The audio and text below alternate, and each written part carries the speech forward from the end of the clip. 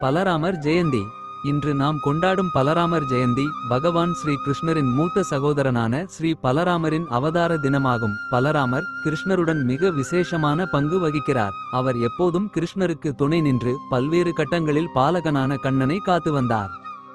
பகவான் ஸ்ரீ கிருஷ்ணர் எப்போதெல்லாம் இந்த உலகில் அவதரிக்கிறாரோ அப்போதெல்லாம் அவருடைய பரம நண்பர்களும் சகோதரர்களும் கூடவே பிறக்கிறார்கள். அதை போலவே 5000 ஆண்டுகளுக்கு முன் ஸ்ரீ கிருஷ்ணர் பூமியில் அவதரிக்கும் போது அவருக்கு முன்பே சகோதரனாக பலராமர் பூமிக்கு வந்துவிட்டார். அப்போது தேவகி 7வது குழந்தையை தன் கற்பத்தில் கொண்டிருந்தார். தன் கற்பத்தில் இருப்பது ஒரு தெய்வீக குழந்தை என அவர் உணர்ந்தார்.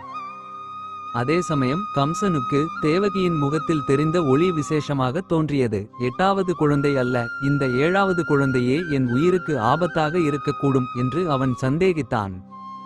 அந்த நேரத்தில் பகவான் ஸ்ரீ கிருஷ்ணர் தனது யோகமாயைக்கு தேவகியின் கற்பத்தில் உள்ள 7வது குழந்தையை வாசுதேவரின் நண்பரான நந்தபாபாவின் இல்லத்தில் இருக்கும் ரோகிணியின் கருவில் மாற்று என்று உத்தரவிட்டார். யோகமாயை தன் தெய்வீக சக்தியால் கருவை மாற்றி வைத்தாள். இவ்வாறு பலராமர் கோகுலத்தில் நந்தபாபாவின் இல்லத்தில் பிறந்தார்.